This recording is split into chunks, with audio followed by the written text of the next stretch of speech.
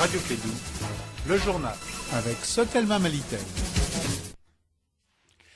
Nous nous réjouissons de votre présence. Merci d'être aussi nombreux à nous suivre en ce moment. Vous écoutiez la première édition de Clédou Info. À la une de ce mercredi 4 avril 2018, les cours sont à l'arrêt à l'Institut national des arts INA sur initiative des étudiants qui dénoncent leurs mauvaises conditions d'études. Les Maliens ont du mal à comprendre le contenu de l'accord pour la paix malgré toute la communication autour. C'est ce qui ressort de l'étude menée par Think Peace. Dans plusieurs régions du Mali, la structure propose des mécanismes pour une meilleure appropriation de l'accord pour la paix par les Maliens. On y revient dans ce journal. I have a dream, j'ai un rêve, la célèbre phrase, vous l'aviez certainement entendue.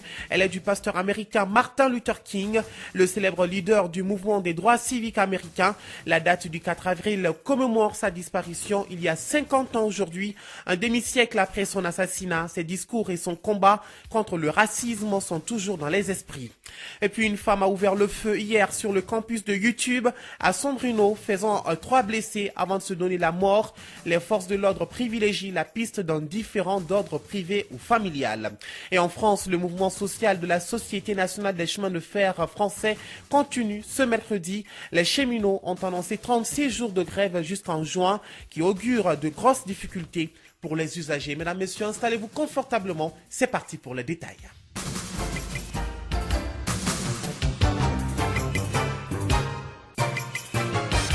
Bonjour à toutes et à tous et soyez les bienvenus sur notre antenne.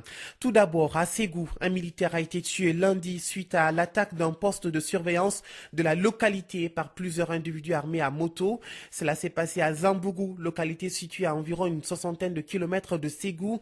L'attaque n'a pas été revendiquée. Le gouverneur de la région de Ségou, à la tête d'une forte délégation, s'est rendu hier à Zambougou pour s'enquérir des dégâts causés et s'entretenir avec les autorités coutumières, politiques et administratives de la localité. Je vous l'annonçais dans les titres, évaluer le niveau d'information des citoyens par rapport à l'accord pour la paix. C'est l'objet d'une étude menée par des acteurs dans les régions de Sikasso, Mopti, Tombouctou et Gao.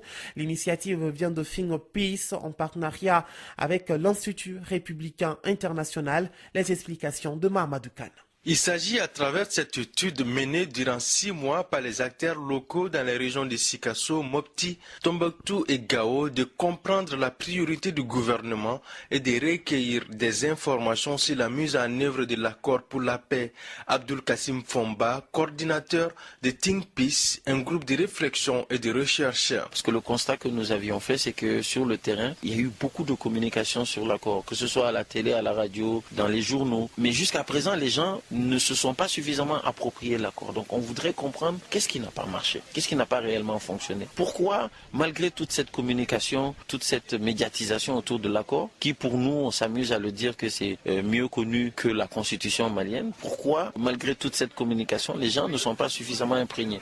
Donc on voulait comprendre un peu le cheminement des organisations nationales vers les représentations locales et entre les acteurs locaux, la communication qui passe entre eux pour savoir où se trouve le dysfonctionnement et quel est le mécanisme approprié, peut-être qu'on pourrait proposer comme solution afin de pouvoir résoudre ce problème de communication autour de l'accord et que tout le monde puisse se l'approprier dans sa mise en œuvre. Des rencontres sous forme de table ronde ou encore des réunions individuelles ou de groupes, voici la méthode la plus fréquemment utilisée au cours de cette étude pour communiquer avec les acteurs locaux. Hadi Boli, directeur général de l'Agence pour le développement régional de Mopti. On a eu un atelier de restitution pour une grande première, une étude se passe à l'intérieur du Mali et on invite les parties prenantes à participer à la restitution. La deuxième chose, c'est exploiter les résultats de l'étude pour voir comment doivent évoluer l'information par rapport aux accords d'Alger. Voilà pourquoi nous sommes là. Et aujourd'hui, la deuxième phase, c'était de mettre en face les panélistes, les participants face aux différents médias de la place pour questionner et avoir une bonne compréhension des issues de l'atelier. Il ressort de cette étude que les acteurs souhaitent recevoir des mises à jour de l'accord pour la paix, notamment sur les questions liées au DDR, désarmement, démobilisation, réinsertion, à la RSS, la réforme du secteur de la sécurité et du développement socio-économique. Actualité sur la présidentielle 2018, elle se prépare lentement. Le comité d'experts mis en place pour statuer les préparatifs a fait des amendements à la loi électorale. Des cartes d'électeurs doivent être confectionnées, une transparence dans la gestion des bureaux de vote. La Cour constitutionnelle doit aussi revoir sa méthode de travail. Telles sont entre autres recommandations formulées. Les documents issus du travail du comité d'experts doivent donc passer devant les élus de la nation. En tout cas, l'opposition, la majorité et les groupes armés ont tous participé aux travaux du comité d'experts. Sur le compte à rebours, nous dit Kassim Traoré.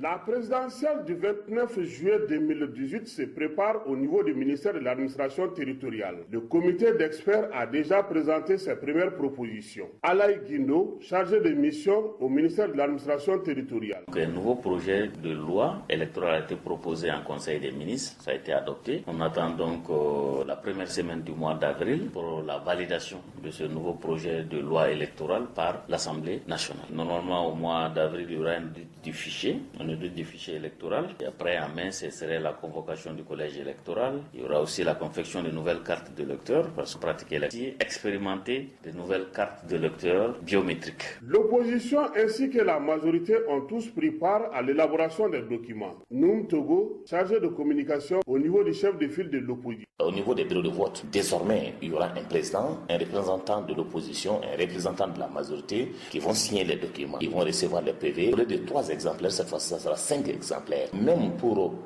envoyer les résultats, on est obligé de chercher des motos à l'intérieur du Mali. Souvent, c'est en brousse qu'on les fait arrêter, on change l'enveloppe. Et cette fois-ci, nous avons dit tout ça, il faut régler définitivement au niveau de la loi. Et les dispositions au niveau de la loi, donc nous avons mis pour permettre de sécuriser les résultats. Les nouvelles propositions du comité d'experts seront soumises à l'Assemblée nationale lors de sa session d'avril, une session qui a déjà commencé. Nous ne pouvons pas accepter que cette Cour constitutionnelle, mais le 3e tour, c'est la Cour constitutionnelle qui peut dire qui a gagné et qui n'a pas gagné. Ils peuvent, même si vous avez 20 000 voix, ils peuvent enlever 1000 ou 2000 voix pour laisser l'autre passer. Nous avons dit que ce n'est pas normal, ce n'est pas démocratique. Et nous sommes d'accord avec l'Union européenne pour ça. Il faut que ce problème soit réglé définitivement. En tout cas, certains partis politiques de l'opposition malienne demandent aux Nations Unies de certifier le processus électoral au Mali à travers la MINUSMA.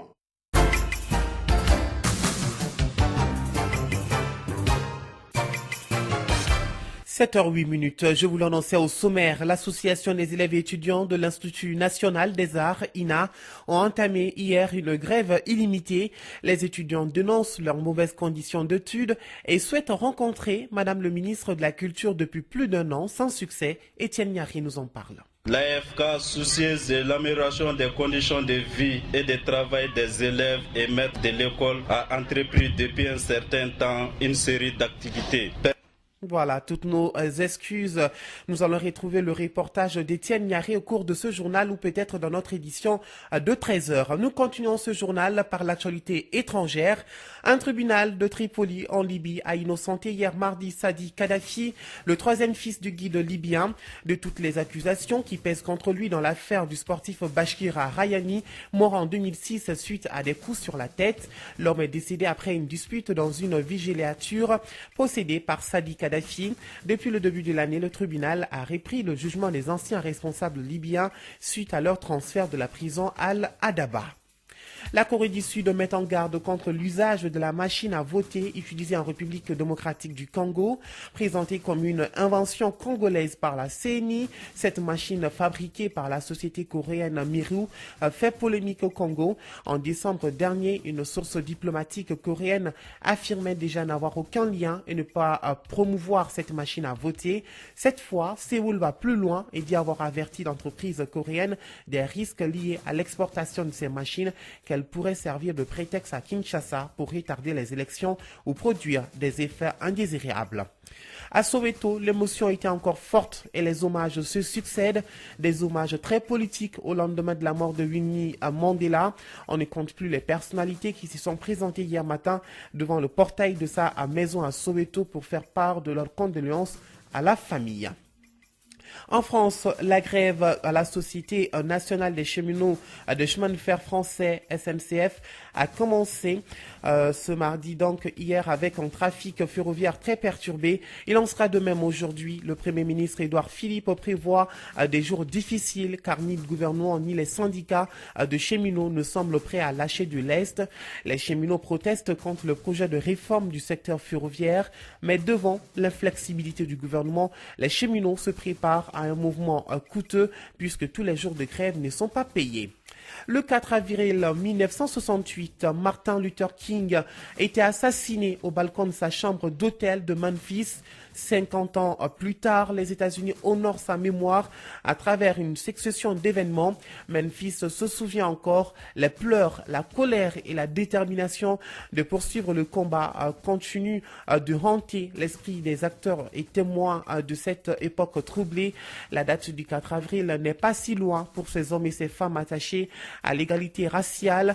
Ils ont tous en mémoire des images terrifiantes, des déclarations insultantes, des exactions violentes. Un demi-siècle plus tard, la ségrégation est un souvenir du passé, mais la communauté afro-américaine reste marquée par un sentiment d'injustice et une réalité. La violence policière s'abat plus souvent sur les jeunes noirs et la communauté est très affectée par la pauvreté. Et puis aux États-Unis, toujours le siège de YouTube, théâtre d'une fusillade. Des tirs ont éclaté hier sur le campus de YouTube à San Bruno, près de San Francisco. Selon la police, la fusillade a fait 3 blessés et le tireur, une femme, s'est suicidé. Selon la police citée par plusieurs médias, la fusillade ferait suite à un différend d'ordre privé. On passe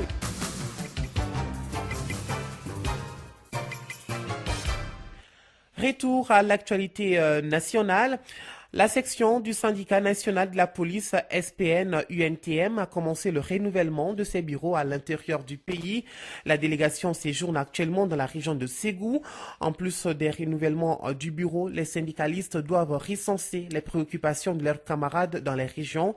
Pour plus de détails sur cette mission, nous recevons Chekna Amala Djakité, secrétaire aux relations extérieures du SPN-UNTM. Il est interrogé par Kassim Traoré. Monsieur Chekna Amala Djakité, bonjour. Monsieur Kassim. Vous êtes le secrétaire aux relations extérieures du syndicat de la police, syndicat national de la police, section Saint-Ad, affilié à l'UNTM.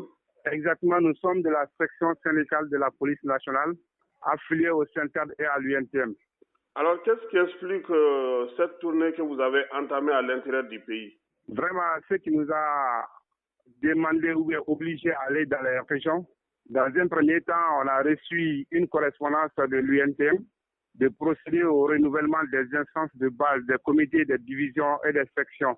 Bon, nous sommes à Sékou actuellement, là où je vous parle, en Sékou premier arrondissement, pour renouveler le comité de Sékou. Hier, on a quitté à Nyono, on a procédé à la mise en place du renouvellement d'un comité SPN à Nyono. Nous sommes là pour ça. Pourquoi ces renouvellements au niveau du SPN Saint-Ad? Très bien, parce que les mandats de 2011-2012 et ces mandats-là ont pris fin à partir de l'année 2018. On devrait renouveler les mandats pour 5 années à venir. Voilà les causes du renouvellement dans les régions et dans les comités. Est-ce que les choses se passent très bien, contrairement à d'autres renouvellements de bureaux des syndicalistes? Est-ce que ça se déroule très bien? J'avoue que Kassim, vous pouvez demander comment ça passe à n'importe qui dans la région de Sékou. Partout où nous on a été accueillis chaleureusement.